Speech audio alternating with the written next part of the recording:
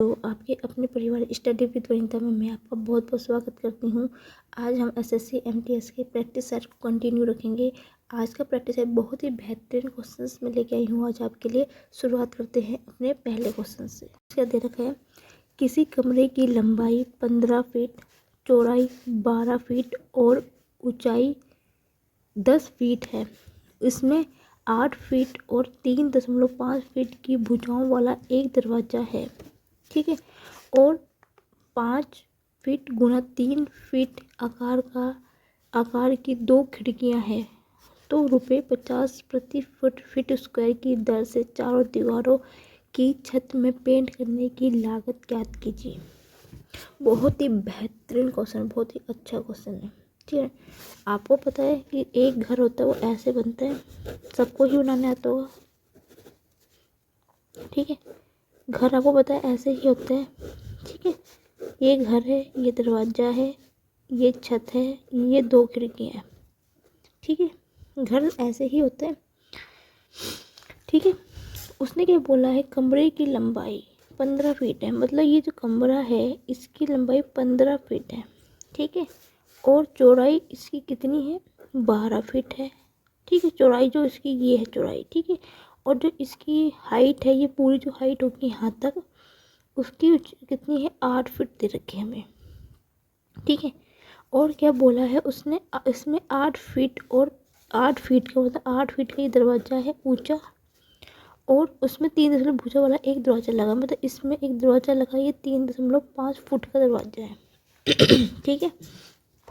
तो एक दरवाज़ा है और 15 फीट 3 फीट आकार की 2 खिड़कियाँ, ये 2 खिड़कियाँ है, ये 5 फीट की है, ये 3 फीट की है, ठीक है। तो चारों दीवारों पे छत की चारों दीवार जो दीवार है ये, इसकी दीवारों जो चारों दीवारों पे और उसकी छत पे पेंट करने का लागत पूछा है हमसे, ठीक है। यदि फ्रेंड मैं 4 दीवारों का एरिया निकाल दूँ, ठीक है, तो मैं आराम से, यदि मैं चारों दीवारों का एरिया निकाल दूँ और दरवाज़ों का एरिया निकाल दूँ और दोनों को मैं घटा दूँ, तो मुझे पता चल जाएगा कि कितना पेंट की लागत लगेगी, ठीक है। पता लग जाएगा मुझे पेंट निकालना है। यदि मैं इसका एरिया निकाल दूँ, दीवारों का एरिया निकाल दूँ और दरवाजे उसका एरिया निकाल दूँ, दीवारों का एरिया निकाल दूँ, तो मैं उसमें से दोनों को घटा दूँगी, तो मुझे पता चल जाएगा कि पेंट मुझे कितनी ज़रूरत पड़ेगी, ठीक है।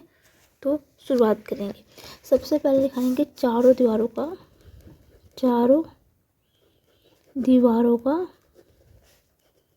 एरिया कितना होगा। एरिया मतलब क्षेत्रफल कितना होगा।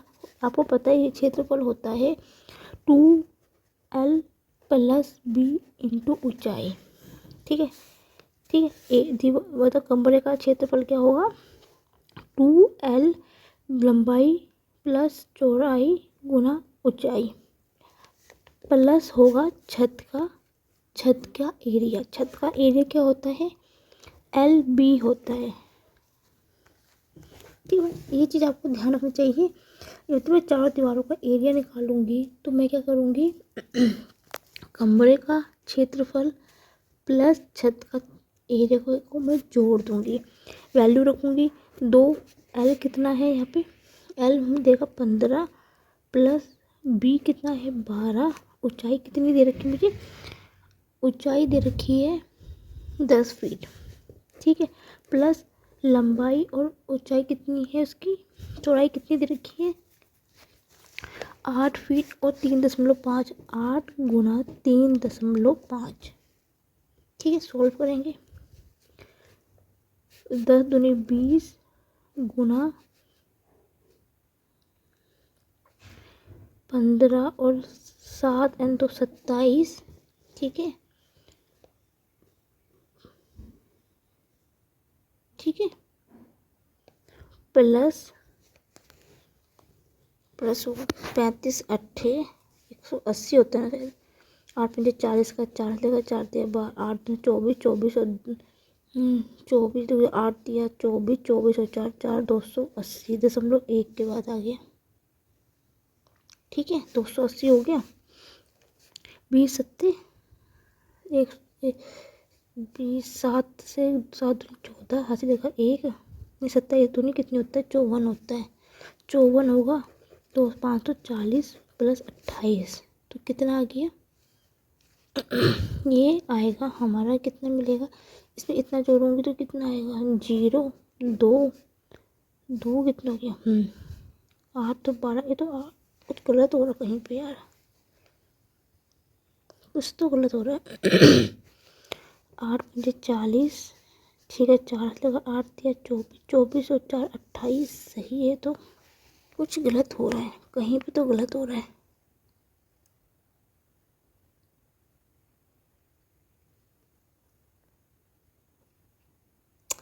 कहीं पे तो गलती हो रही है यार छत की 1 मिनट में देख लेती हूँ कमरे की लंबाई ये है ऊंचाई इतनी है इसमें से ओ हो गलत ले लिया दरवाजे का ले लिया मैंने दरवाजे का कोई लेना था ये गलत ले लिया मैंने यहाँ पे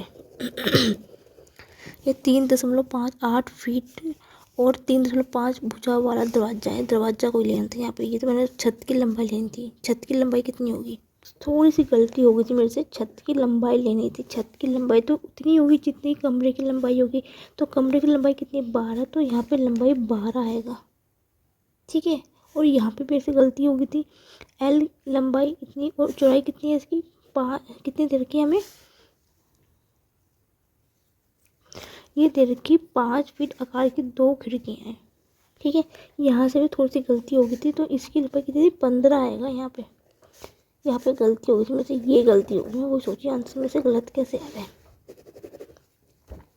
ठीक है यहाँ पे थोड़ी सी मिस्टेक हुई थी फ्रेंड मेरी क्योंकि देखो जितनी लंबाई इसकी होगी उतनी लंबाई उसकी जब इसकी लंबाई 12 है तो पूरी छत तक तो 12 होगी ना कमरे की लंबाई 12 अब कोई भी कमरा नीचे से लेके ऊपर तक तो होता है तो लंबाई भी छत की लंबाई भी तो 12 होगी चौड़ाई इसकी 15 है तो इसकी भी तो 15 होगी छत की तो मेरी थोड़ी सी गलती हो गई थी मैंने नीचे खिड़की की ले ली मैंने बड़ा क्वेश्चन है नहीं और पर दरवाजे का लिख दिया यहाँ पे मेरे से यहाँ पे गलती 15 दूनी 30 का 3 हाथ लगा 15 कम 15 3 18 180 आएगा तो कितना हो गया 0 12 720 आ गया ठीक है चारों दीवारों का क्षेत्रफल कितना आ गया 720 रुपये आ गया ठीक है थोड़ी सी मेरे से मिस्टेक हो गई फ्रेंड यहाँ पे मैं वही सोचे थोड़ा सा मेरे से पढ़ने में थोड़ा सा मिस्टेक हो गई थी मैंने दरवाज़ों की भुजा ले ली थी लेकिन लेनी तो ये थी दीवार की जो लंबाई छत की तो वही होगी सेम ठीक है यहाँ पे थोड़ी सी मिस्टेक हो गई थी मेरी मिस्टेक थी यहाँ पे ठीक है अब यहाँ का मैंने निकाल दिया ठीक है अब क्या करेंगे अब मुझे कितना पेंट करवाना होगा वो निकालना पड़ेगा वो कैसे निकालोगे दीवार का एरिया कितना निकाला दीवारों को क्षेत्रफल कितना है 720 आया ठीक है उसमें से घटा देंगे किस दरवाजे का एरिया कितना दे रखा हमें 8 दरवाजों का एरिया का क्षेत्रफल होता है 8 गुना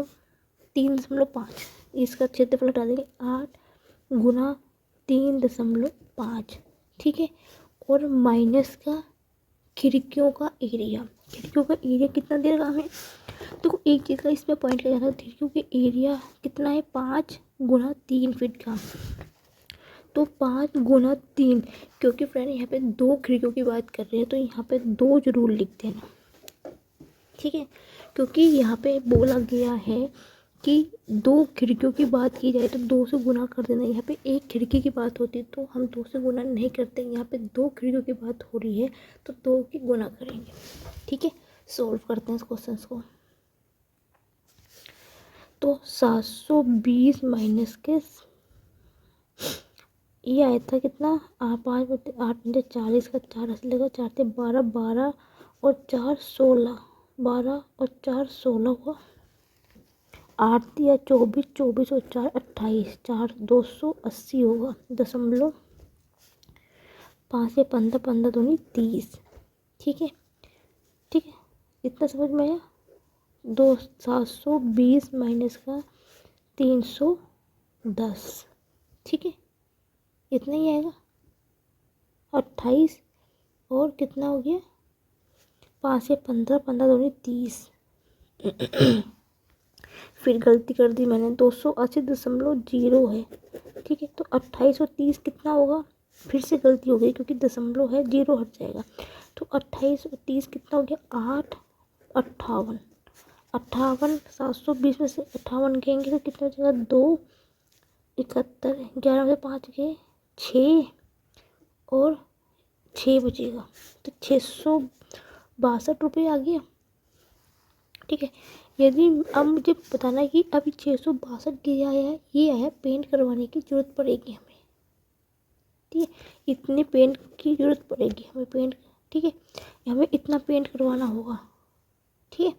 अब उसने बोला है कि चारों दीवारों पर, ठीक है, मतलब चारों दीवारों पर और छत की पेंट में लागत कितना है। तो छत जो मैंने क्षेत्रफल आया था 720 में से यदि मैं ये माइनस के 662 घटा दूंगी तो मुझे कितना मिलेगा। ये करोगे, ये गलती मत करके आना।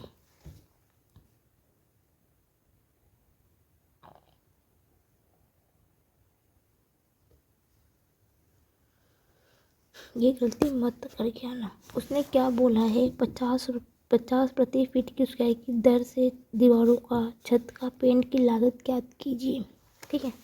आपको पता चला कि इतना आपको पेंट करवाना है, तो उसने क्या बोला है, 50 प्रति फीट की दर से, 50 फीट की दर से, तो हमें क्या करना है, 662 को 50 से गुना कर दीजिए, आंसर आ जाएगा। 5 दूनी 10, 0 1 है 1, 6 पंजे 30, 30 31 का 3 ऐसे लगेगा, 6 पंजे 30 और 3310 आएगा। Option number A. बहुत ही बेहतरीन क्वेश्चन था ये, बहुत ही अच्छा क्वेश्चन जिसे कह सकते हो आप। थोड़ी सी मेरे से मिस्टेक हो गई थी, उसके हम एक्सट्रीमली सॉरी। फिर से इस क्वेश्चन को समझने की कोशिश करते हैं।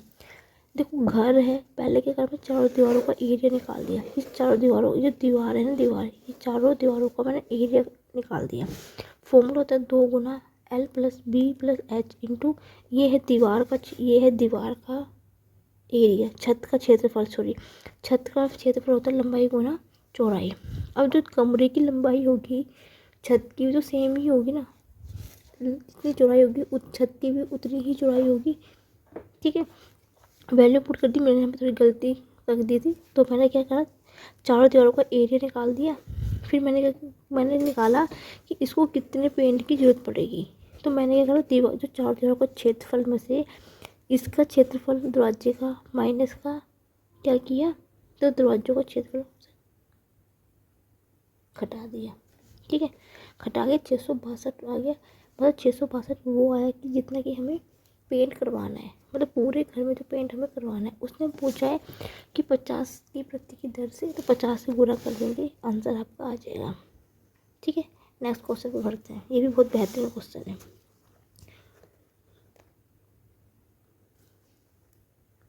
सुशांत ने 8000 का सामान खरीदता है,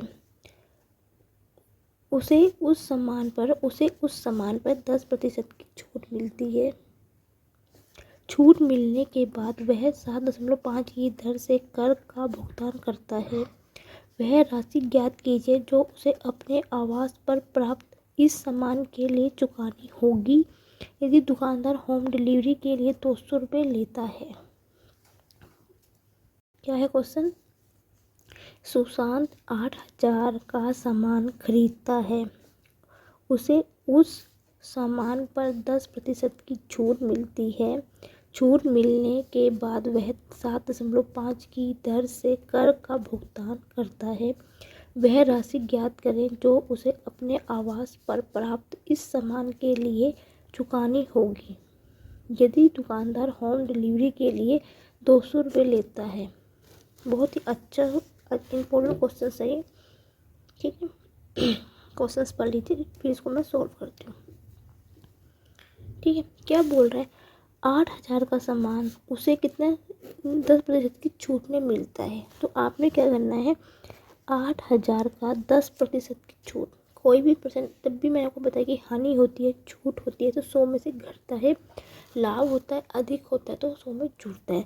तो छूट कितनी है, 100 में से 10 घटेंगे 90 बटा 100% हटेगी, वैल्यू रखेगी, 2 जीरो से 2 जीरो कर दिया, कितना आएगा 8 नीम 72, तो 7200 आ गया।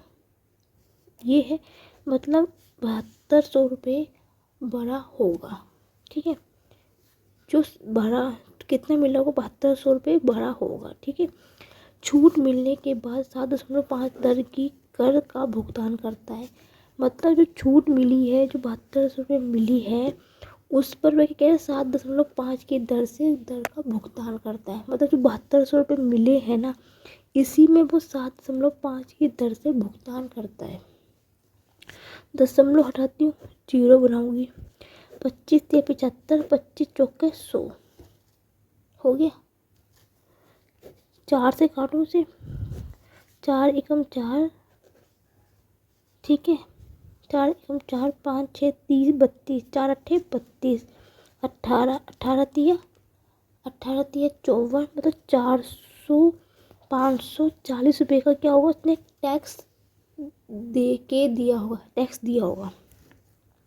कर जो होता है आपको पता है ना, जो कर होता है वो टैक्स होता है, तो उसने 540 क्या दिए होंगे, टैक्स दिया होगा। ठीक है, फिर उसने बोला वह राशि ज्ञात कीजिए जो उसे अपने आवास पर इस सामान के लिए चुकानी होगी।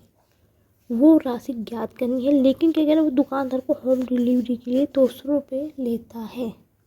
ठीक है, और होम डिलीवरी के लिए वो 200 लेता है, तो कितने एक्स्ट्रा कितने दिए होंगे उसने, 540 उसने कर लिए हुए थे, और 200 की डिलीवरी वो लेता है, तो प्लस का मैं 200 कर दूँगी तो टोटल कितना हो जाएगा, 740 एक्स्ट्रा होंगे जो दिया होगा उसने, जो उसने दिए थे पैसे 700 एक्स्ट्रा दिए होंगे, 740 एक्स्ट्रा दिए। ठीक है, अब उसने बोला है तो अपने आवास के लिए वह राशि ज्ञात करनी है। ठीक है, तो आपने क्या करना है, टोटल कितने रुपए हैं, टोटल कितने रुपये उसने कितने रुपये भरे हैं, उसके 7200 भरे हैं ना, तो 7200 में जितने उसने एक्स्ट्रा दिए हैं वो जोड़ दो, कितना वो 0 4 9 7, तो 7940 होगा इसका राइट आंसर। तो ऑप्शन नंबर ए इसका बिल्कुल सही आंसर है। देखो सबसे पहले आपने क्या करना है, 8000 का 10% निकाल देना है। 720 आया, 7200 आया। उसने बोला कि वह 7.5 की दर से कर का भुगतान करता है, जो उसको बाद में छूट मिलने के बाद, मतलब जो 72 के सो है उस पर क्या करता है, वो 7.5 की छूट वो करता है, कर प्रदान करता है। तो कितने रुपए जमा, 540 वो टैक्स दे रहा है। ठीक है, अब उसने बोला है कि वो डिलीवरी होम, यदि दुकानदार होम डिलीवरी के लिए 200 लेता है, तो नेचुरली 540 में 200 जोड़ूंगी तो 740 आ गई। तो 740 क्या है जो वो एक्स्ट्रा दे रहा है उसको, तो मुझे निकालना राशि ज्ञात करनी है। तो टोटल पहले कितने थे, 7200 थे, और साथ में मैंने जितने एक्स्ट्रा दिए वो जोड़ दूँगी तो मुझे पता चलेगा कि राशि कितनी होगी। 8000 से मत जोड़ना, ये गलती आप बिल्कुल मत करना। ठीक है, बहुत ही बेहतरीन क्वेश्चन था, बहुत अच्छा क्वेश्चन था ये। नेक्स्ट क्वेश्चन पे बढ़ेंगे अपने पे पढ़ते हैं अपने। यदि यदि बच्चों आपको लगता है कि मैम का सेक्शन आपको अच्छा लग रहा है, मेरा सेक्शन आपको अच्छा लग रहा है, दिल से आपको लग रहा है कि नई क्लासेस अच्छी चल रही है, तो एक लाइक ज़रूर कर दीजिए। यदि पसंद नहीं भी आया तो डिसलाइक भी कर सकते हैं, और कमेंट सेक्शन में लिख के बता भी सकते हैं कि आपको मेरी क्लासेस क्यों नहीं पसंद आ रही है। शुरुआत करेंगे क्वेश्चन से। ठीक है, यदि किसी राशि में 2 वर्ष बाद 21% की वृद्धि होती है, तो ब्याज की गणना वार्षिक रूप से किए जाने पर वार्षिक चक्रवृद्धि ब्याज की दर ज्ञात करें। बहुत ही अच्छा क्वेश्चन है, बेहतरीन। देखो इसका आपने क्वेश्चन पढ़ते ही आंसर निकालना चाहिए, 10% इसका राइट आंसर आएगा। इसको तो आप देख के ही बता सकते थे कि आंसर कितना आने वाला है। कैसे, जब क्योंकि कैसे फ्रेंड, आपको मैंने हमेशा बताया था कि 2 वर्षों की यदि परसेंटेज की वृद्धि हुई है तो नेचुरल सी बात है कि पहले वर्ष 21% की हुई होगी और दूसरे वर्ष भी 21% की वृद्धि हुई होगी। और जब भी कभी ऐसे क्वेश्चन पूछे जाता है तो हमेशा वहाँ पे सक्सीड मेथड लगाते हैं, x + y ठीक है, प्लस एक्स वाई बटा 100। यही फॉर्मूला लगाते हैं, 10 + 10 + 10 × 10 बटा 100। 0 0 कट गया, 20 + 1 = 21। तभी तो 21 बना है। 2 वर्षों का 21% की वृद्धि, तभी यदि 10% होगी तभी तो 21% बना है। ये तो क्वेश्चन आप आकर देख के ही आंसर निकलना था, आँखों आँखों क्वेश्चन था। तो ऑप्शन नंबर ए है इसका राइट आंसर। कैसे आया वो भी मैंने आपको समझा दिया है। नेक्स्ट क्वेश्चन पे बढ़ेंगे अपने। नेक्स्ट क्वेश्चन क्या दे रखा है, यदि कोई आदमी किसी कार्य को 3/7 भाग 6 दिन में पूरा करता है तो शेष कार्य को पूरा करने के लिए उसे और कितने दिन की आवश्यकता होगी। ठीक है, मैंने आपको हमेशा एक चीज़ समझाई थी, जब भी आपके बटे में या परसेंटेज में कोई वैल्यू पूछी जाती है तो आपने क्या करता है, 3/7 भाग है। ठीक है, जो नीचे वाले को हमेशा टोटल कार्य मान लीजिए। ठीक है, ठीक है, ये क्या है, ये आपने मान लिया ये पूरा कार्य है। ठीक है, पूरा कार्य। ठीक है, इसको मतलब ये 3/7 तो है, ये मान लो कि पूरा कार्य। जब इस टाइप क्वेश्चन को मैंने आपको हमेशा समझाया था कि ये 3/7 को हमेशा पूरा कार्य मान लीजिए। जब हमने इसको पूरा कार्य माना है तो बचा हुआ कार्य कितना होगा, शेष कार्य कितना होगा। मैंने आपको हमेशा बताया, जब कम की बात की जाए तो शेष की बात की जाती है, तो नीचे में से ऊपर को घटा दें तो 7 में से 3 घटा बचेगा 4/7। ये क्या हुआ, शेष कार्य हो गया। अब उसने क्या बोला, जो 3/7 कार्य है वो 6 दिन में पूरा कर रहा है। ठीक है, तो बताइए 4/7 जो काम होगा बचा वो कितने दिन में करेगा, 6 × 3/7 होगा। क्यों, क्योंकि ऐसे आप एक दिन का कार्य निकालोगे तो 6/3/7 होगा। 7 ऊपर चल जाएगा, 3 नीचे ही रहेगा, यही होगा, गुना 4/7। ठीक है, सॉरी 7/3 होगा, यहाँ पे गलत लिख दिया था मैंने यहाँ पे। ठीक है, यही होगा। 7 में से 7 कटेंगे, 3 दूनी 6, 4 दूनी 8, इसका 8 दिन बिल्कुल सही आंसर होगा इसका। तो ऑप्शन नंबर ए इसका बिल्कुल करेक्ट आंसर होगा। उम्मीद है समझ में आपको आ गया होगा। नेक्स्ट क्वेश्चन क्या है, 4 सही 1/5 माइनस का 3 सही 1/10 ऑफ, मतलब ऑफ का मतलब का होता है। 1 सही 1/7 भाग देना है, 6 सही 1/3 माइनस का 3 सही 1/5 ऑफ 1 सही 1/2। ठीक है, पहले क्वेश्चन को सॉल्व करते हैं, फिर इसको सॉल्व करती हूँ मैं। 5 के 20 21/5 माइनस का 30 31/10 का मतलब गुना होता है, 7 × 7 8/7। ठीक है, इसको सॉल्व कर दो, यही होगा।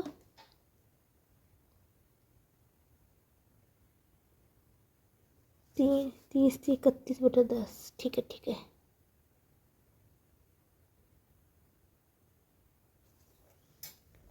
ठीक है फ्रेंड।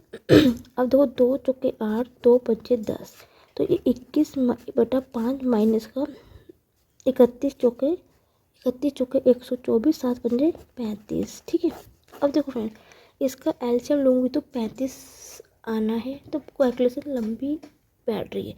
तो मैं क्या करती हूँ, इनका जो नीचे का है वैल्यू सेम कर देती हूँ। सेम करके करती हूँ, 7 की गुना यहाँ कर देती हूँ, 7 की गुना यहाँ कर देती हूँ, तो ये कितना हो गया, 35 हो गया। अब इजीली एलसीएम लिया जा सकता है, 35 हो गया।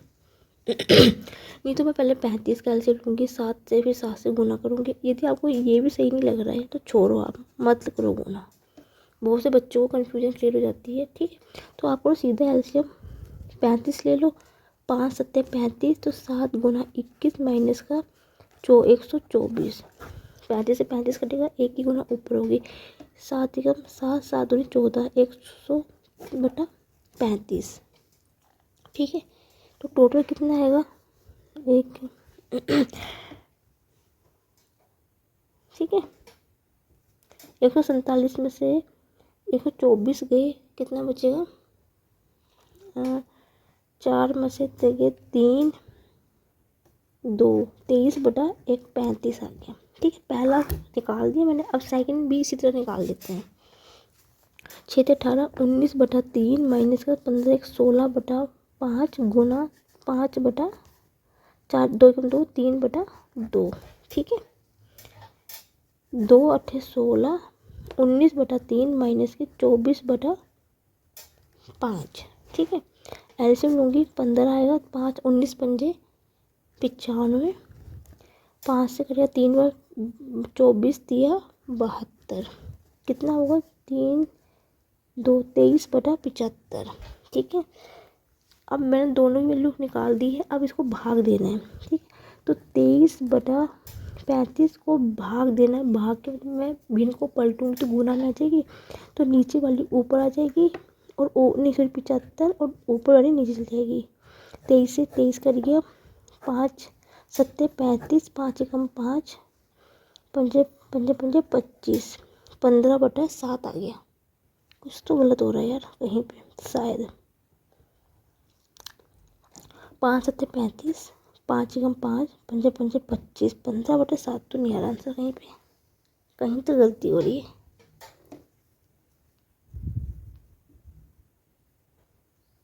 कहीं तो गलती हो रही है, कहीं तो गलती हुई है। ओहो हो, ये 15 है 75 नहीं है, ये 15 है 75 नहीं है, तो 5 या 15 तो 3:7 आ रहा। तो ऑप्शन नंबर सी 3/7। यहाँ पे गलती हो गई थी, 15 था, मैं 75 लिख के रह रही थी यहाँ पे। कभी कभी क्या होता है, छोटी छोटी गलतियाँ भी ना क्वेश्चन गलत कर देती है।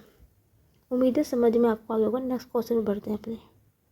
नेक्स्ट क्वेश्चन क्या है, बहुत ही अच्छा क्वेश्चन है ये भी। समान लंबाई वाली 2 रेलगाड़ियों समांतर पटरियों पर एक ही दिशा में 44 किलोमीटर प्रति घंटा और 32 किलोमीटर प्रति घंटा की चाल से चल रही है। तेज गति से चलने वाली रेलगाड़ी दूसरी रेलगाड़ी को 72 सेकंड में पार करती है। दोनों रेलगाड़ी को 72 सेकंड में पार करती है।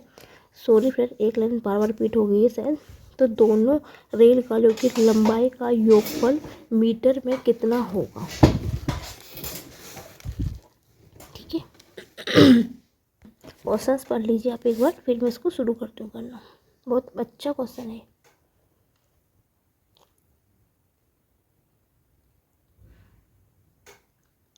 देखो आपको पता है क्वेश्चंस आई, उम्मीद है पढ़ लिया होगा, देख लिया होगा आपने। दूरी बराबर होता है चाल गुना समय। ठीक है, अब उसने बोला है समान लंबाई वाली, मतलब मान लो यदि फर्स्ट ट्रेन की लंबाई L है तो सेकंड की भी L होगी, क्योंकि दोनों क्या बोले समांतर दिशा में चल रही है, तो हमेशा दूरी क्या होती है, जुड़ती है। तो L पहले की, दूसरे की लंबाई L। ठीक है, बराबर क्या हो जाएगा, क्योंकि वो जो समांतर पटरियों में चल रही है, एक दूसरे की विपरीत दिशा में चल रही है, तो चाल हमेशा घटती है। ठीक है, तो जो पहले कितनी थी 44 थी, दूसरे की कितनी थी 32। ठीक है, अब उसने क्या बोला है, आंसर किलोमीटर में है और आंसर पूछा है मीटर में। तो क्या करेंगे हम, किलोमीटर प्रति घंटा को मीटर प्रति सेकंड में बदलने के लिए क्या करेंगे, 5/18 से गुना कर देंगे। ठीक है, और उसने क्या बोला, समय कितना देखा, 72 मिनट 72 सेकंड। ठीक है, उम्मीद है समझ में आपको इतना आ गया होगा। शुरू करते हैं हल करना इसको। ये 12 हो गया, 44 में से 32 चले जाएंगे तो कितना होगा, 12 हो जाएगा। ठीक है, बटा 5/18 गुना 72, 18 चौके 72 होता है ना, एक सेकेंड, 8 32 का हाथ से 3 4 से, हाँ 8 18 चौके 72, 5 दूनी 20। ठीक है, ये भी काट देती हूँ, 2 बार कट जाता है, छोड़ इतना क्यों करने को ना। 5 दूनी 10, 12 120 आ गया। ये क्या आ गया, ये रेल की लंबाई आ गई। ठीक है, ये एक रेल की लंबाई आई है। उसने क्या पूछा, ध्यान से समझना, दोनों रेलगाड़ियों की लंबाई का योगफल पूछा है। दोनों लंबाइयों की, रेलगाड़ी की लंबाई का योगफल पूछा है। ये तो आपको सिर्फ एक ट्रेन की लंबाई आई है, तो पहले की L थी, दूसरे की भी L थी, तो 2L हो गया। तो L की कितनी वैल्यू है, 120, 240 आएगा, 240 मीटर। ऑप्शन नंबर ए बहुत से बच्चे यहाँ पर गलती करके आते हैं, क्योंकि यहाँ पे ये जो एल निकला है ये सिर्फ एक ट्रेन की लंबाई निकली है, इसने दोनों लंबाई का योगफल पूछा है, तो 240 आएगा। ठीक है, उम्मीद है बच्चों समझ में आया होगा। फिर भी कोई दिक्कत होगी तो मुझे कमेंट सेक्शन में लिख के आप बता दीजिए कि आपको कौन से क्वेश्चन में कहाँ पे क्या समझ में नहीं आ रहा है। ठीक है, यदि आप मेरे चैनल में फर्स्ट टाइम जुड़ रहे हो तो आप मेरे चैनल को सब्सक्राइब करना ज़रूर ना भूलिए और मेरे बेल आइकन को ज़रूर क्लिक कर देना, जिससे मैं कोई भी वीडियो डालती हूँ तो सबसे पहले आप पर नोटिफिकेशन मिल जाए। यदि आपको सेक्शन अच्छा लगे तो मेरी वीडियो को लाइक भी कर देना और शेयर भी कर देना, जिससे और बच्चे ये सेक्शन देख सकें। नेक्स्ट क्वेश्चन पे, जब चीनी का मूल्य में 50% की वृद्धि होती है तो एक व्यक्ति चीनी पर अपने व्यय को केवल 25% बढ़ाता है। ठीक है, उसे चीनी का उपभोग में कितने प्रतिशत दशमलव तक 2 स्थानों तक आंसर पूछा है आपसे कमी करनी होगी। ठीक है,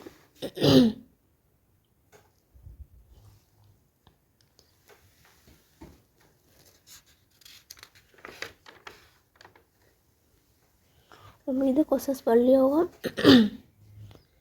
मुझे पता है कि आपको वीडियो मेरी काफ़ी बीच में हिट हो गई थी, क्योंकि फिर मेरे पास फैसिलिटी नहीं है स्टैंड की या कुछ रखने की, जिस प्रकार से मैं फ़ोन को अपने हाथ में पकड़ के कर रही हूँ, जिससे फ़ोन थोड़ा हिल भी रहा होगा बीच बीच में।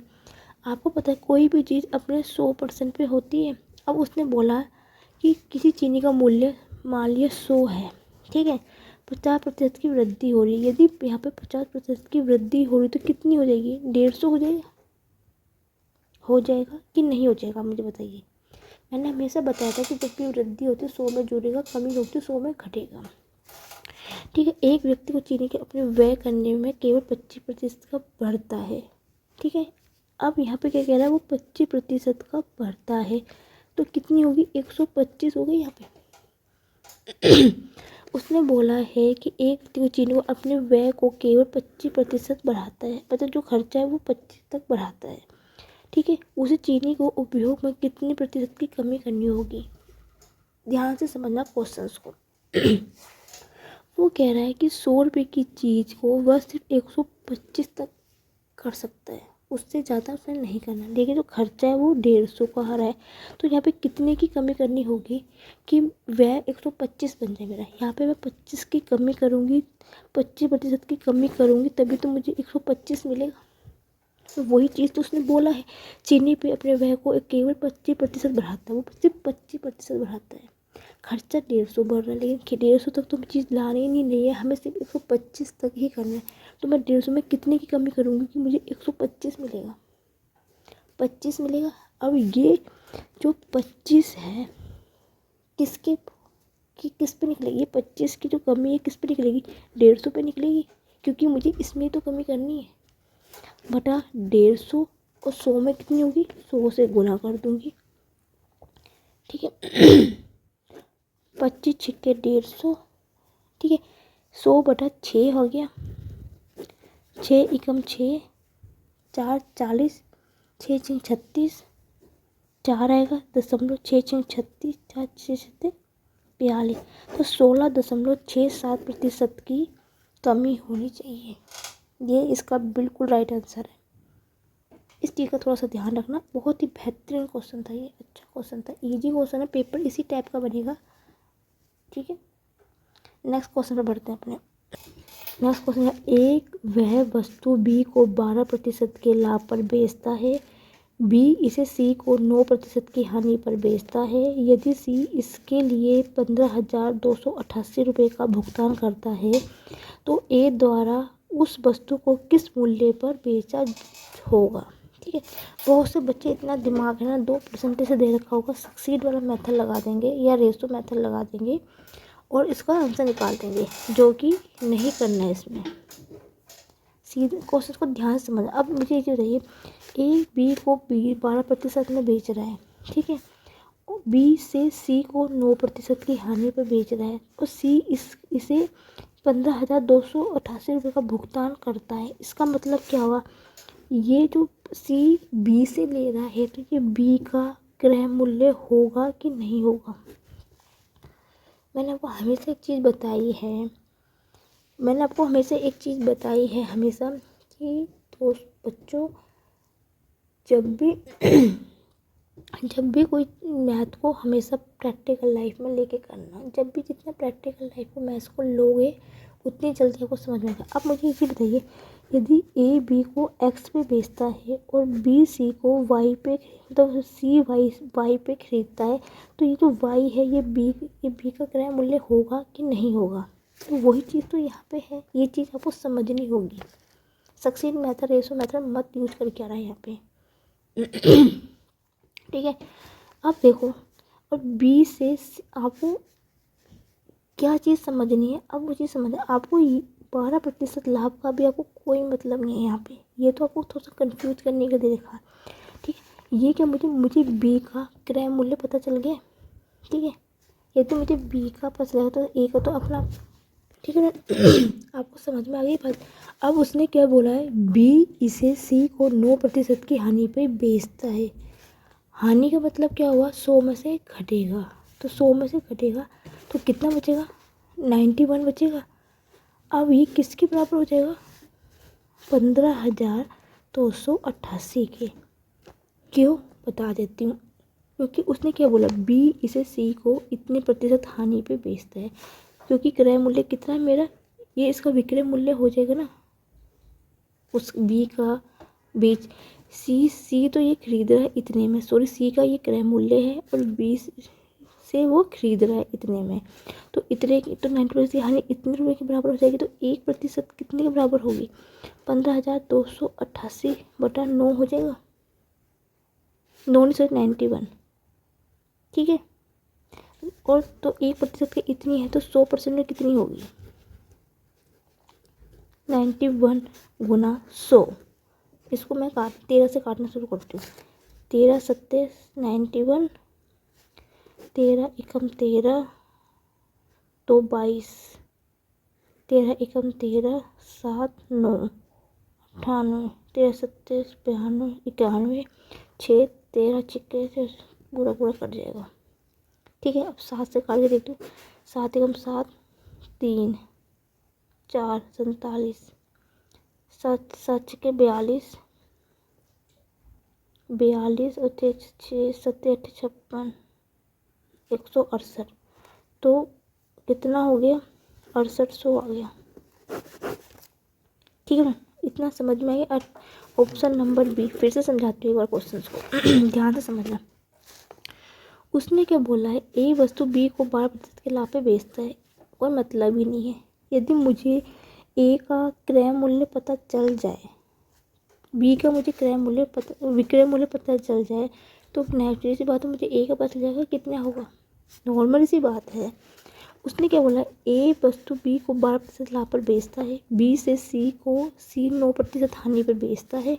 यदि सी इसे 15,288 का भुगतान करता है, मतलब सी खरीद रहा है बी से, तो बी का ये क्या हो गया, विक्रय मूल्य हो गया, जो कि उसने बेचा है, अपने सी को बेचा है इतने में, कितने की, 2% हानि पे। तो 99% की जो हानि हुई वो इतने बेची, तो एक में इतनी होगी, 100 में इतनी होगी। तो ए द्वारा वस्तु को किस पे बेचा गया होगा, इतने में उसको बेचा गया होगा।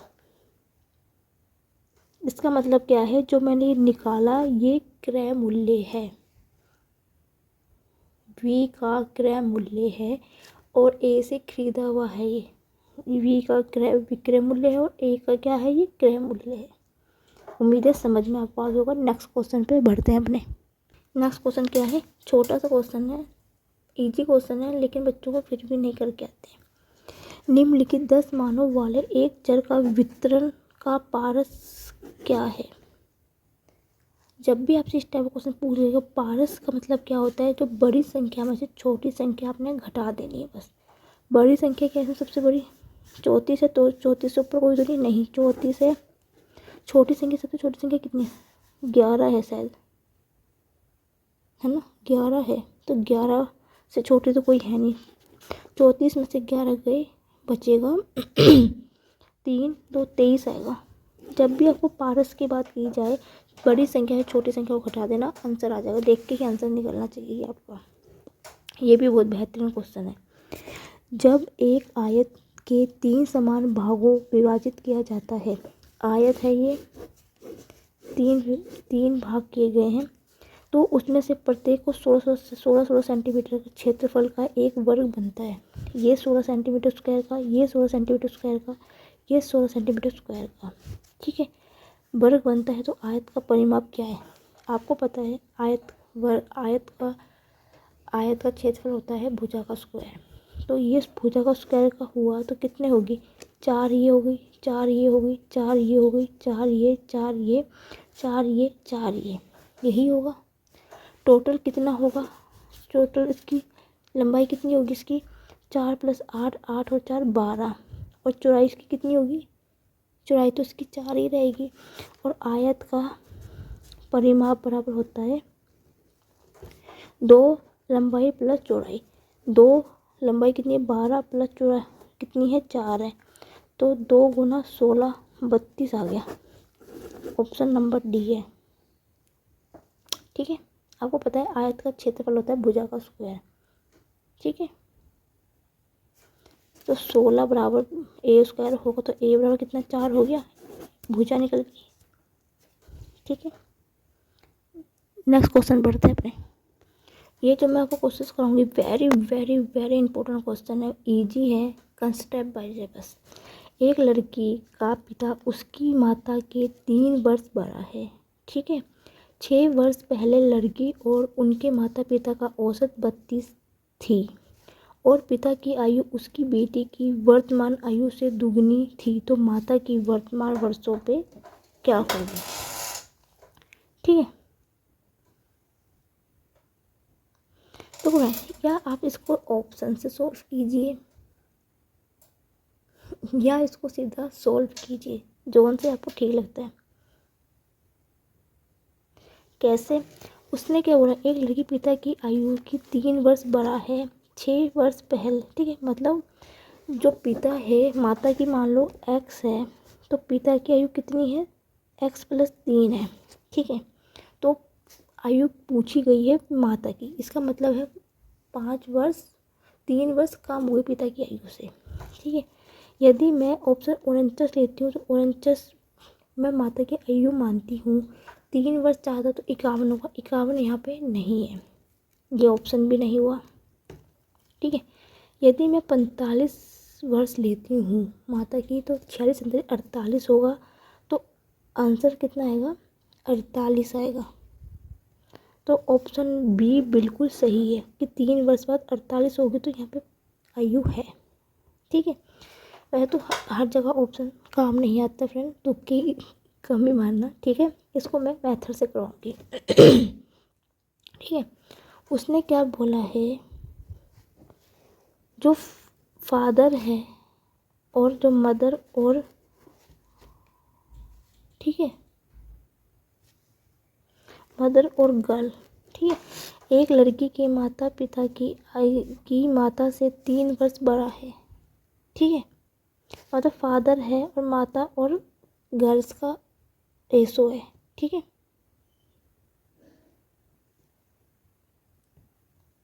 ठीक है।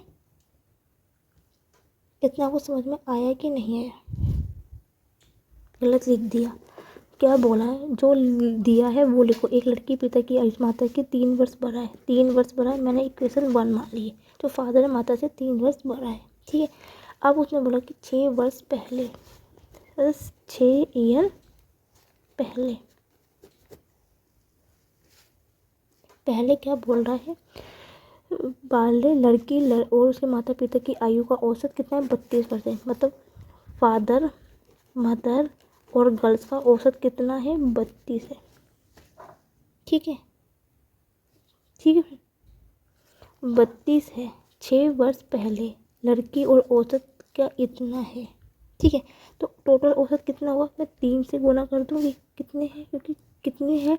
1 2 3, 3 जने हैं, तो 3 संख्या से गुना कर दूंगी तो औसत निकल जाएगा। कितना हुआ? 6 96 आ गया। इसका मतलब है 6 वर्ष पहले इन तीनों की आयु कितनी होगी? 96 वर्ष होगी।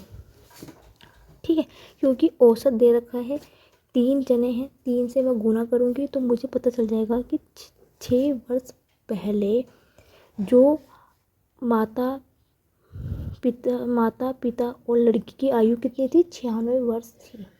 ठीक है, और उसने क्या बोला है? और पिता की आयु उसकी बेटी की वर्तमान आयु से 2 गुनी थी। अब मैं 6 वर्ष पहले की, अब 6 वर्ष बाद मतलब जो वर्तमान आयु होगी कितनी होगी? जो इनकी जो आयु 96 वर्ष गुना कितनी होगी फ्रेंड? प्लस सॉरी जोड़ूंगी क्योंकि अब की बात कर रहे हैं, अब की बात करेंगे।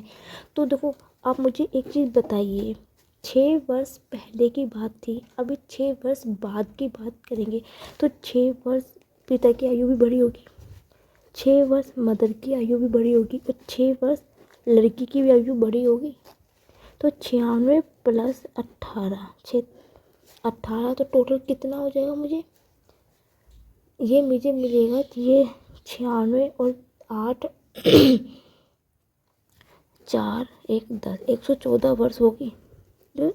जो वर्तमान आयु होगी आदमी माता पिता और लड़की की आयु कितनी होगी? 114 वर्ष होगी। ठीक है यही तो उसने बोला है ना, 6 वर्ष पहले इनकी आयु कितनी होगी? 96 वर्ष। 6 वर्ष बाद पूछ रहा है क्योंकि पहले था 6 वर्ष बाद, मतलब आज की आयु कितनी होगी? 6 साल पिता भी बड़ा होगा, 6 साल महिला भी भरी, माता भी भरी होगी और 6 साल लड़की भी भरी होगी, तो टोटल तीनों 18 बड़े होंगे। तो टोटल कितनी इस वर्तमान आयु कितनी है तीनों की? 114 वर्ष हुई। ठीक है, अब उसने क्या बोला है? पिता की आयु उसकी बेटी की वर्तमान की आयु से दुगनी थी। ठीक है, दुगनी थी, तो माता की वर्तमान आयु बताइए। और उसने पहले एक चीज़ और वही बोला था, क्या बोला था? एक लड़की अपने माता की आयु से 3 वर्ष बड़ा है, 6 वर्ष पहले। ठीक है, अब देख, तो ये क्या बोला? 6 वर्ष पहले लड़की और उसके माता पिता का औसत आयु 32 थी, तो पिता की आयु उसकी बेटी से वर्तमान आयु से दुगनी थी। माता की वर्तमान आयु बताइए। ठीक है, अब देखो यहाँ पे थोड़ा समझने की कोशिश करना। उसने बोला है पिता की आयु उसकी बेटी की वर्तमान आयु से दुगनी थी। ये जो बात कर रहा है, पिता की आयु 6 वर्ष पहले की बात कर रहा है, तो फादर की आयु माइनस के 6 बराबर 2 जी मतलब यहाँ पे लड़की की बात कर रही हूँ, गर्ल की। तो क्यों, इसको ध्यान से समझना। और पिता की आयु मतलब 6 वर्ष पहले की बात कर रहा है, वो जो पिता की आयु 6 वर्ष पहले थी वो उसकी बेटी की वर्तमान आयु से दुगनी थी। भाषा को थोड़ा समझना, तभी इस क्वेश्चन को कर पाओगे। ठीक है, 2G के। अब देखो फ्रेंड, यहाँ से F बराबर कितना हो गया? 2G माइनस के 6। ठीक है फ्रेंड, अब मैं क्या करती हूँ, या मैं इसको गर्ल्स में बदल दूँ या मदर में चेंज कर दूँ। तो मैं क्या करती हूँ, जो मैंने इक्वेशन 1 मान रखी ना, F की वैल्यू मैं इक्वेशन 1 से पुट कर दूँ, समीकरण 1 से। तो कितना है फिर? m + 3 बराबर 2G माइनस के 6 हो गया। तो यहाँ से m कितना निकलेगा मेरे से? तो m बराबर 2G। ठीक है, ये 3 माइनस में जाएगा तो 6 माइनस 3 होगा 9 हो गया। कुछ गलत तो नहीं कर दिया मैंने? ओहो, ये माइनस का ये प्लस में जाएगा यहाँ पे, तो प्लस का 3 आएगा। क्या हो रहा है? आज तो कुछ ज़्यादा ही गलती हो रही मेरे से। ठीक है, क्योंकि ये माइनस में था, ये इधर के प्लस में हो जाएगा तो 3 हो जाएगा। ठीक है, अब मुझे m की वैल्यू कैसे चलेगी? मदर की वैल्यू कैसे चलेगी? अब मुझे गर्ल्स की वैल्यू यहाँ से हटानी पड़ेगी, तभी तो मुझे मदर की वैल्यू पता चलेगी। वो कैसे करूँगी मैं? अब मैं क्या करती हूँ, अब मैं इसको पूरे को जी में ही चेंज कर लेती हूँ, है ना, ज़्यादा कंफ्यूज क्रिएट हो जाएगा वरना मेरे से।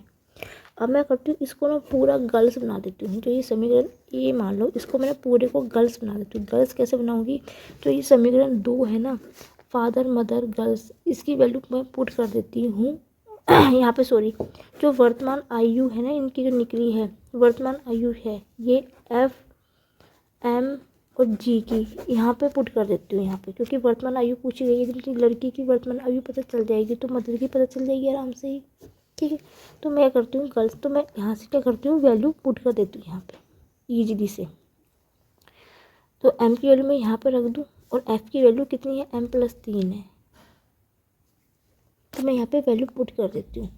तो कितना होगा 2g ऐसे रहेगा, प्लस का 3 ऐसे रहेगा, ठीक है। और प्लस में यहाँ पे क्या है, यहाँ पे क्या है, और f की वैल्यू यहाँ पे क्या है, देखो f की वैल्यू मैंने पुट कर दी यहाँ से 2g+6, ठीक है। और गर्ल्स मैंने ऐसे रहने दिया, ठीक है। क्या करा है मैंने, आपको मैं फिर से बता देती हूँ।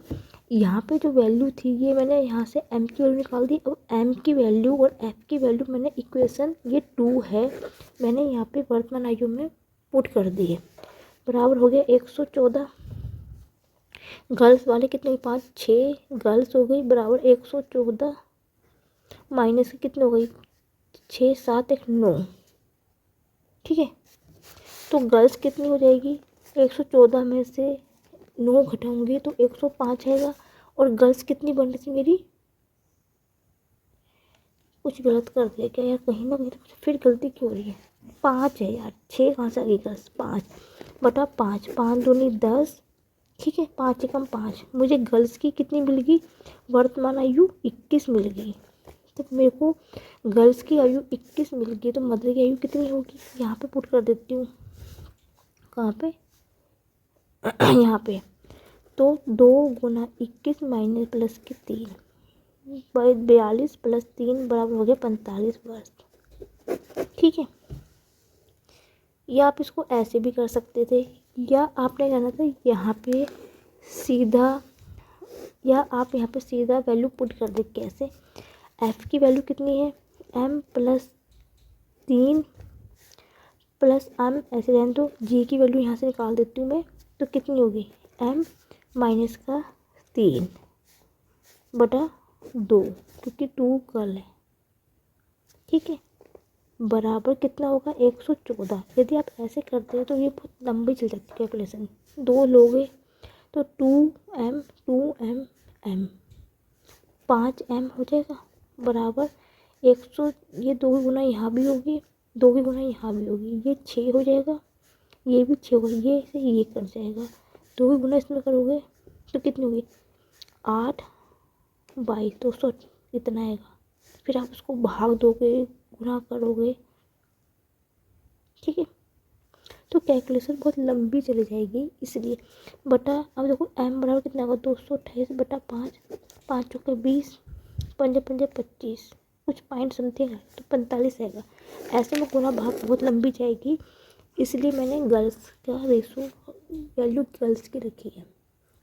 फिर से समझाती हूँ एक बार, जो बोला है वैसे करते रहो। गर्ल्स वाला मैंने एक तरफ ले लिया, गर्ल्स की वर्तमान आयु निकाल दी, फिर मैंने वैल्यू फिर से पुट कर दी यहाँ पे, फिर मैंने यहाँ पे माता की आयु निकाल दी। बहुत अच्छा क्वेश्चन था, ठीक है। ऑप्शन से भी कर सकते हो या ऐसे कर लीजिए, ठीक है। नेक्स्ट क्वेश्चन, 2 साइकिल चालक 2 बिंदुओं क्रमशः ए और बी एक साथ चलना शुरू करते हैं, उनके गंतव्य मतलब फिनिक्स जहाँ पे वो ख़त्म कर रहे हैं, बी और ए है, एक दूसरे को पार करने के बाद वे अपने गंतव्य तक पहुंचने के लिए क्रमशः 2 घंटे 33 मिनट 36 सेकंड और 1 घंटा 26 मिनट 24 सेकंड का समय लेते हैं।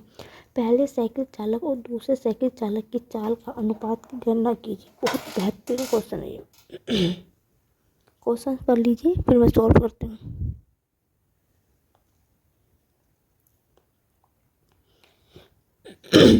उम्मीद है कर लिया क्वेश्चन। अब क्या बोल रहा है, तो एक देखो, ठीक है, ये है ए यहाँ से चल रहा है और यहाँ पे वो अपने यहाँ पे पहुँच रहा है, ठीक है, और बी यहाँ चल रहा है, यहाँ पहुँच रहा है।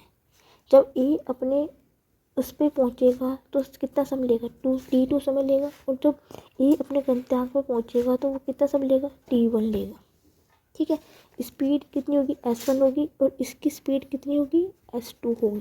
ठीक, जब भी आपको इस टाइप का क्वेश्चन पूछ लिया जाए, कभी भी आपसे इस प्रकार का क्वेश्चन पूछ लिया जाए, तो आपने कुछ नहीं, फॉर्मूला लगाना है। कौन सा, S1/S2 बराबर हो गया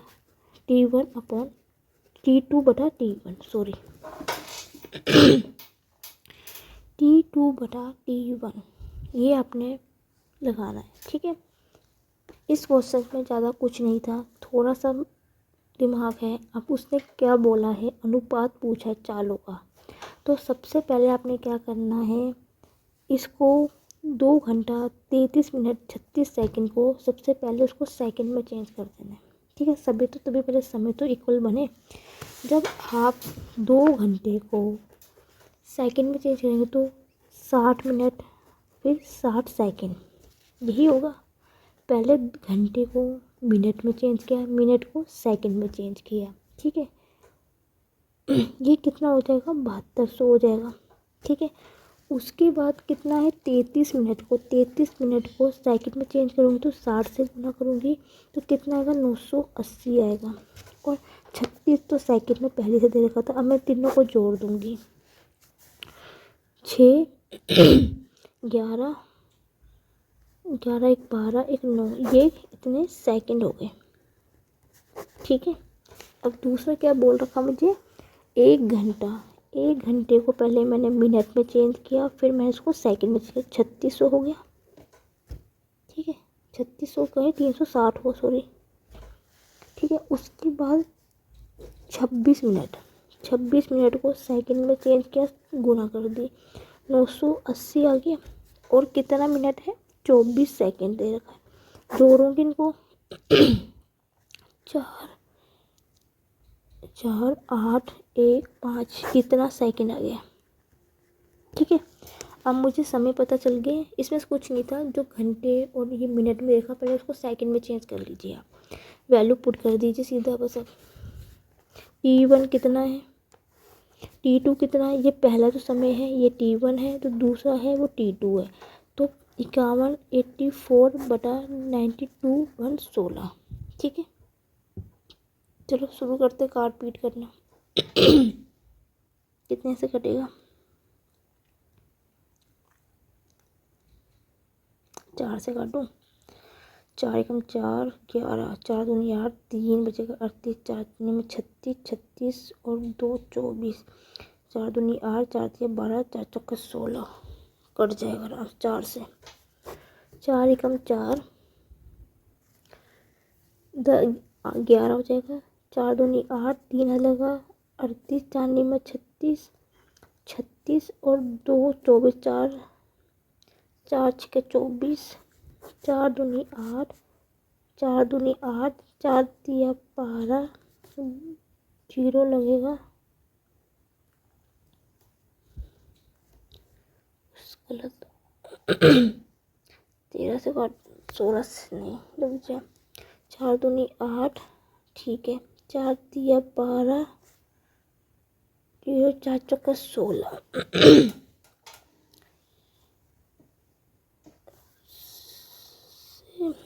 अब फिर से काटूँ उसको, 2 से कटेगा।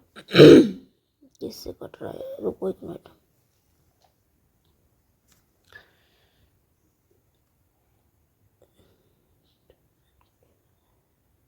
चार दूनी 8, 4 तिया 12, ठीक है, 2 छक्के 12, 2 चौके 8, 2 अट्ठे 16, 2 एकम 2, 2 एकम 2, 2 दूनी 4, ठीक है। कहीं पर गलती होगी, कहीं से काटने में, रुको फिर से यहाँ पे काटती हूँ अलग से। 51 84/92 16, ठीक है। रुको कहीं पर किसी से कट रहा है, पूरा कट रहा है कहीं ना कहीं से, ठीक है। रुको मैं फिर से काट के देखती हूँ। 4 तो सही से कटना चाहिए, 4 दूनी 8, 4 तिया 12, 0 4 चौका 16, सही है ये तो। चलो 2 से काट के देखती हूँ, पहले छोटी संख्या से काट लेती हूँ। 2 दूनी 4, 2 पंजे 10, 2 नीम 18, 2 दूनी 4, 2 चौके 8, 2 छक्के 12, 0 2 अट्ठे 16, 2 एकम 2, 2 दूनी 4, 2 नीम 18, 2 छक्के 12, 2 दूनी 4, 2 तीन 6, 0 2 दूनी 4। ठीक है, 2 छक्के 12, 2 चौके 8, 2 अट्ठे 16, 2 एकम 2, 2 एकम 2, 2 पंजे 10, 2 एकम 2।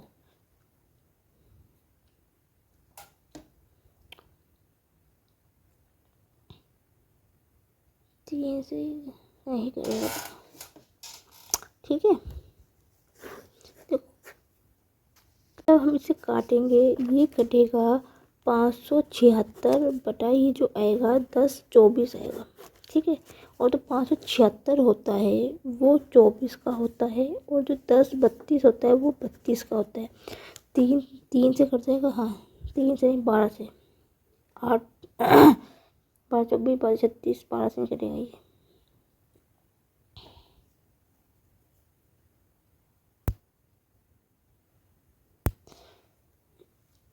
देखो 4 छक्के 24, 4 अट्ठे 32, 2 तिया 6, 2 चौके 8, 3:4 आ रहा है इसका आंसर। 3:4। ओहो हो, गलती कर दी फ्रेंड्स, क्या हुआ? नहीं सही है, इसका आंसर कितना है? 3:4। ये क्वेश्चन फ्रेंड मैंने ऊपर करना था, वो मैंने दूसरे क्वेश्चन पे कर दिया है। कोई बात नहीं, जो मैं इसका सोल्यूशन करूँगी वो मैं यहाँ पे ऊपर कर दूँगी।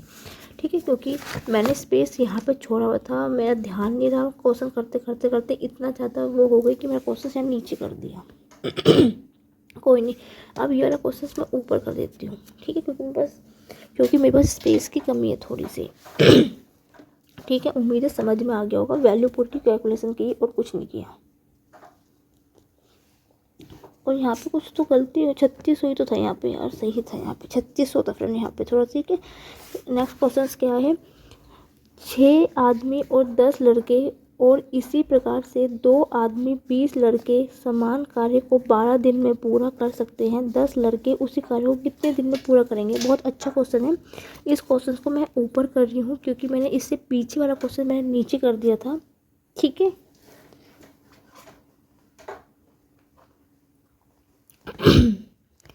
ठीक है, उम्मीद है पहले क्वेश्चन पढ़ लीजिए, फिर मैं शुरू करती हूँ करने।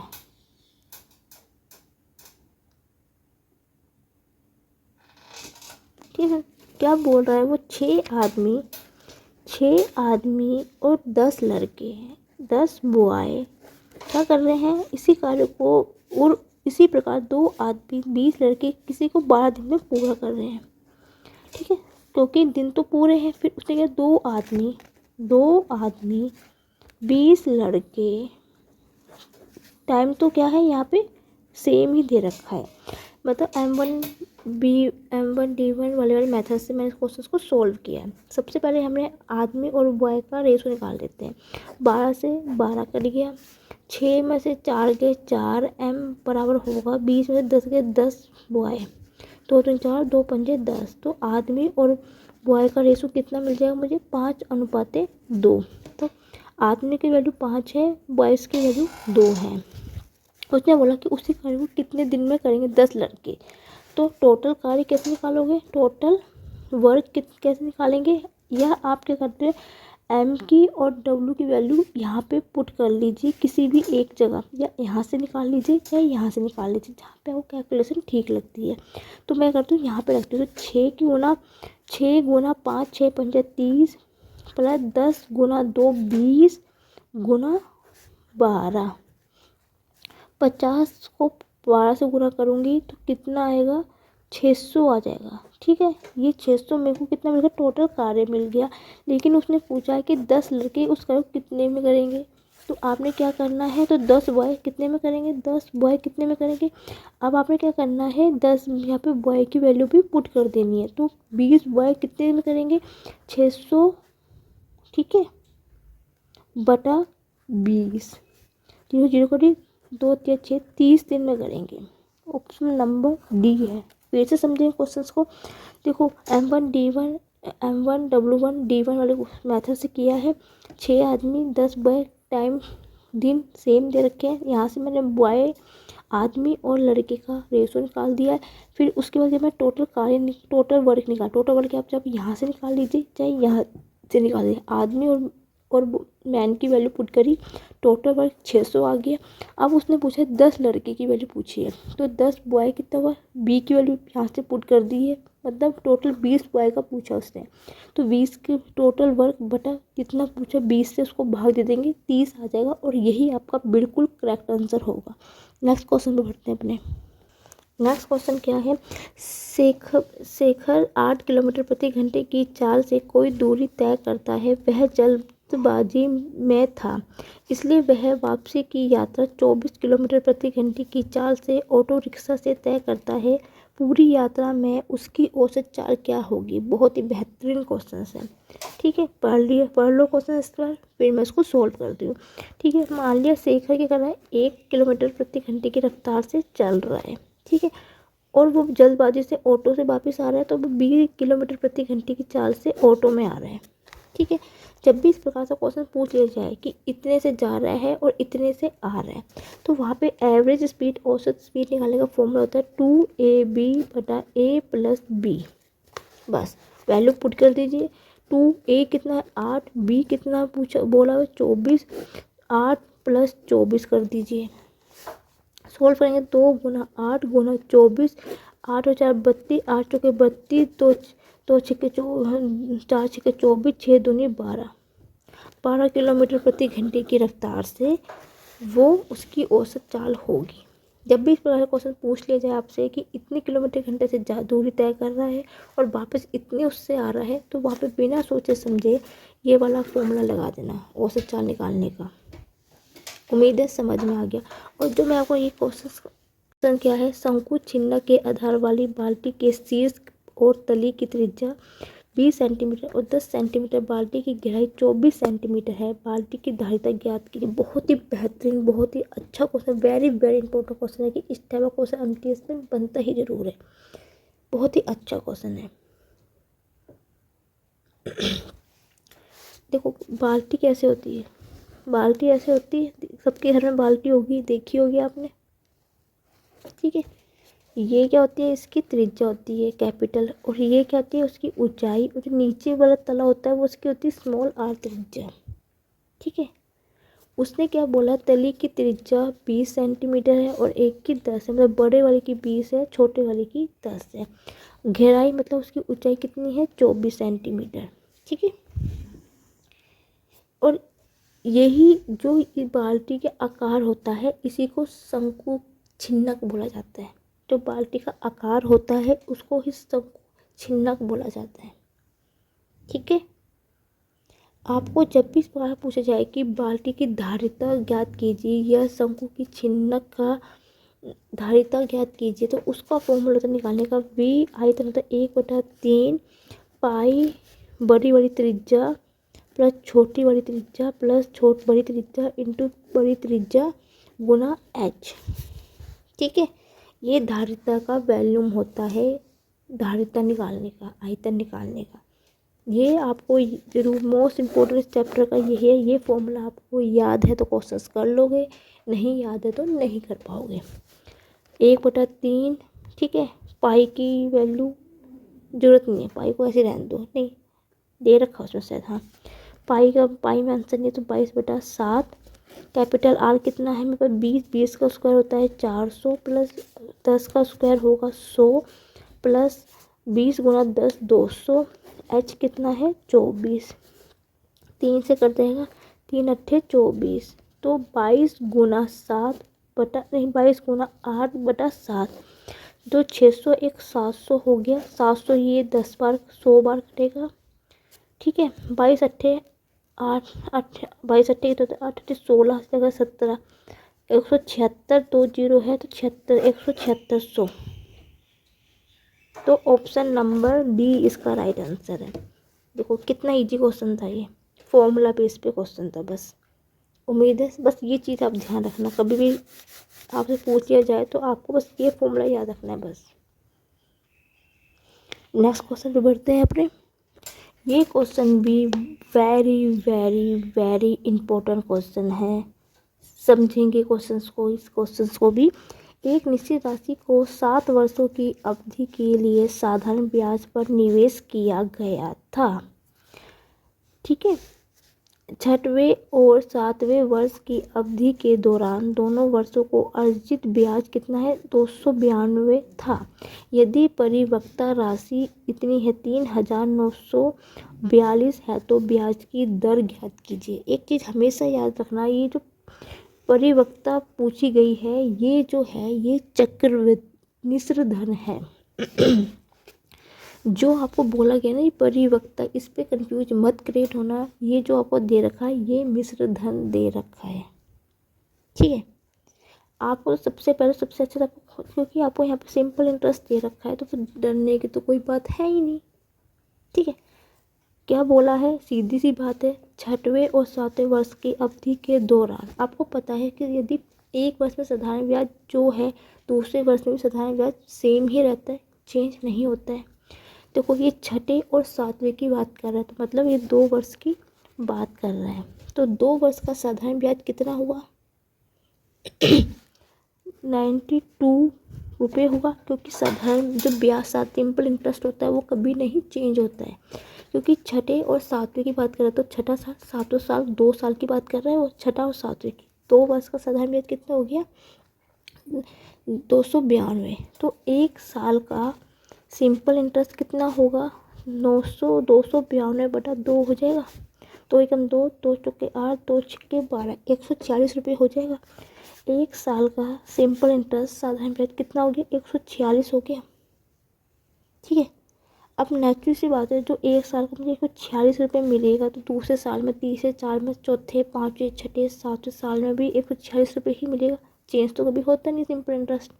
ठीक है अब मुझे क्या बताना है, ब्याज की दर। ब्याज की दर मैं तब निकाल पाऊंगी जब मुझे मूलधन पता हो, तब मुझे क्या पता होगा, मूलधन पता होगा। तो मूलधन में कैसे निकालूंगी, मूलधन प्रिंसिपल कैसे निकालूंगी अपना, यदि मैं जो मिश्र धन में से अपना 7 साल का इंटरेस्ट घटा दूं तो मुझे मिश्र धन मिल जाएगा, क्योंकि यहाँ पे 7 वर्षों की बात की गई है। ठीक है, तो मिश्र धन कितना है 3942 है। तो इसमें से मैं 7 साल का सिंपल इंटरेस्ट घटा दूँ, साधारण ब्याज घटा दूँ तो मुझे मिल जाएगा मूलधन अपना।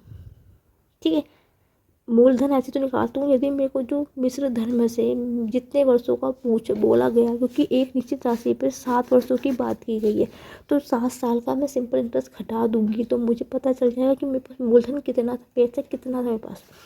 तो 3942 यदि एक साल का 146 है तो 7 साल का कितना होगा, 7 गुना 146 होगा। तो 3942 में से 7 घटाऊंगी तो कितना, 6 6 36 6 7 42 का 4028 तो 32 का 3000 लगा 7 3 10 इतना होगा। इसमें से इतना घटाऊंगी तो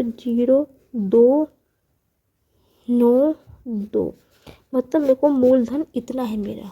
अब मुझसे पूछा गया है ब्याज की दर, दर मतलब आर पूछा गया मेरे से, उसका फॉर्मूला होता है 1 वर्ष का साधारण ब्याज बटा मूलधन गुना 100, यही होता है फॉर्मूला इसका। तो 1 वर्ष का साधारण ब्याज कितना है 146 है। अब आप सोच रहे होंगे कि ये सीधा क्यों नहीं लिखा, क्योंकि मुझे मूलधन निकालना था इसलिए मुझे ज़रूरत पड़ी इसकी। तो 146 मूलधन कितना है 2920 गुना 100, 0 से 0 कट गई। ठीक है, अब ये कितनी बार कटेगा, 6 दूनी बार, ये 2 बार कटेगा, ये 2 बार कटेगा, 5 आ जाएगा। 5% इसका राइट आंसर है, ऑप्शन नंबर ए बिल्कुल राइट आंसर है।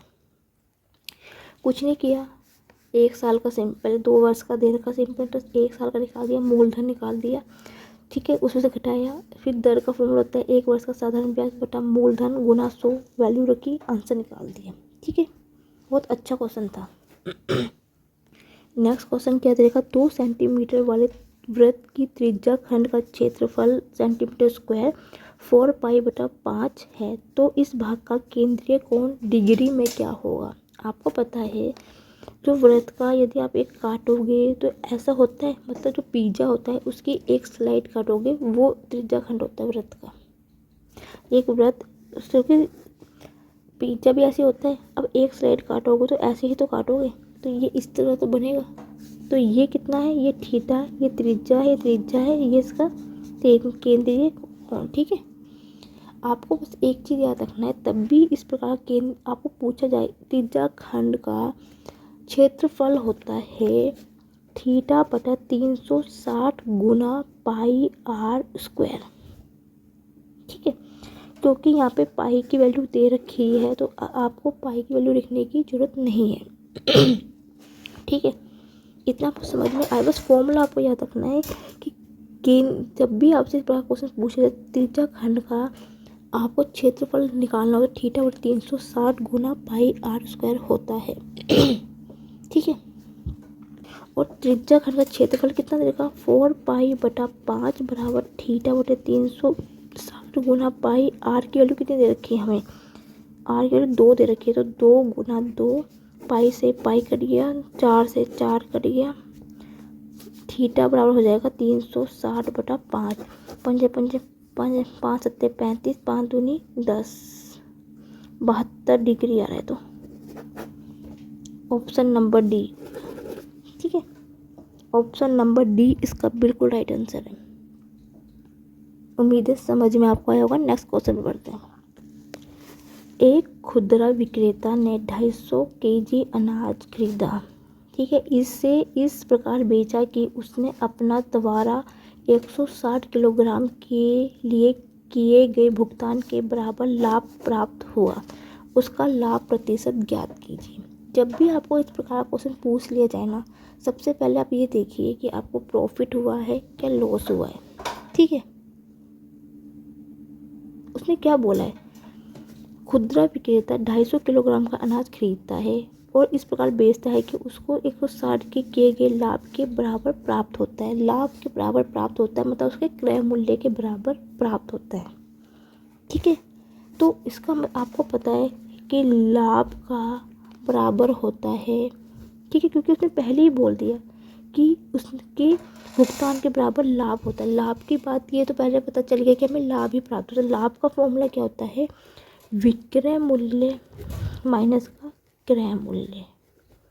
विक्रय मूल्य होता है सेलिंग प्राइस एसपी, विक्रय मूल्य क्रय मूल्य होता है कॉस्ट प्राइस सीपी। ठीक है, किसके बराबर, उसने अब ध्यान से समझना इस क्वेश्चन को।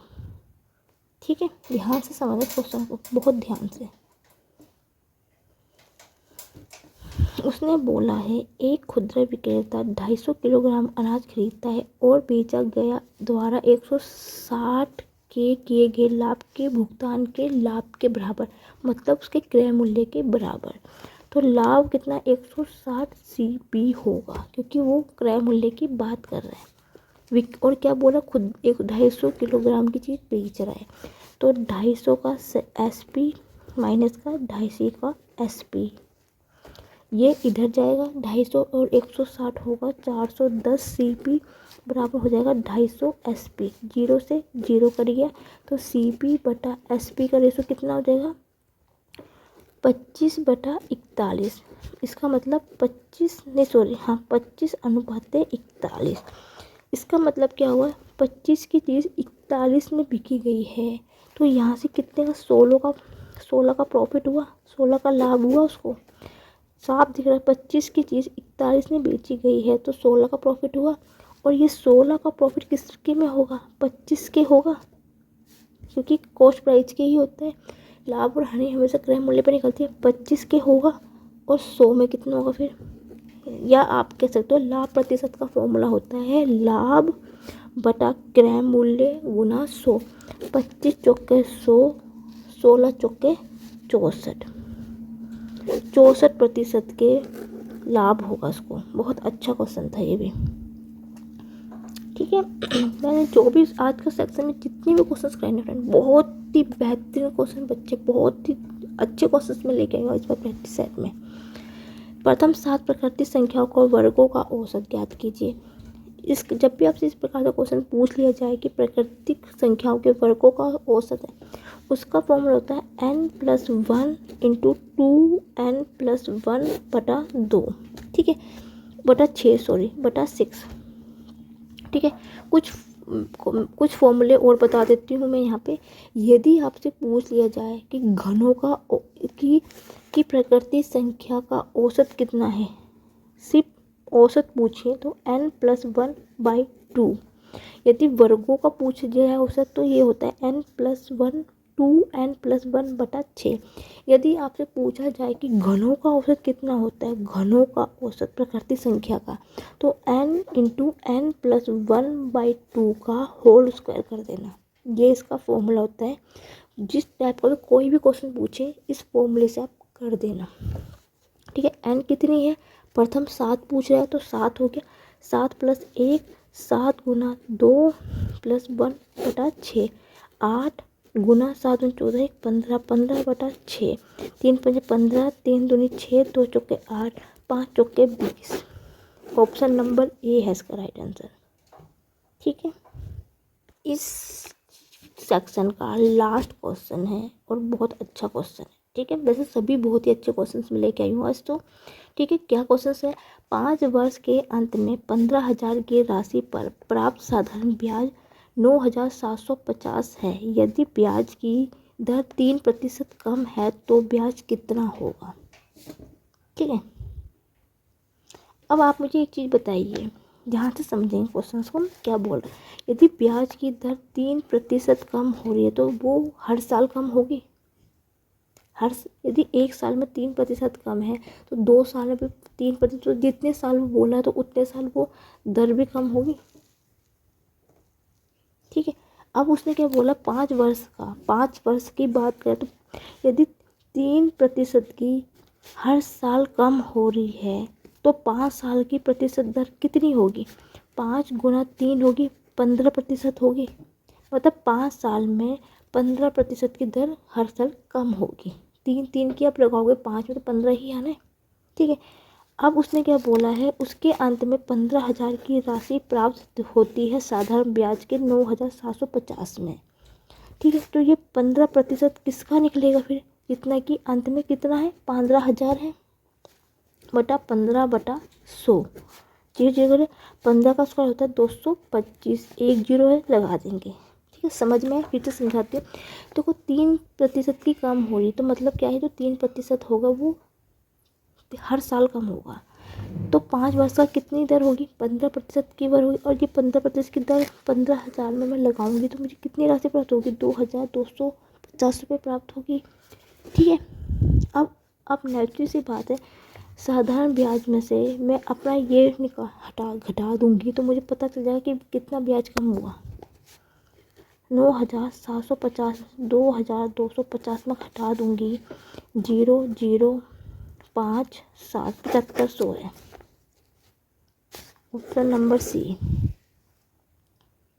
नेचुरल सी बात है, मुझे यदि पता चल रहा है कि मुझे कितना ब्याज मिल रहा है और उसमें से उतनी साधारण ब्याज को मैं घटा दूंगी तो मुझे पता चल जाएगा कि मुझे कितना ब्याज कम हुआ, मेरा 7,500 कम हुआ मुझे। आज का सेक्शन मैं यहीं ख़त्म करती हूँ। उम्मीद है कि आज का सेक्शन आपको पसंद आया होगा। यदि आपको मेरी वीडियो अच्छी लगे तो please like my video, comment my video, share my video. Thank you for watching my video.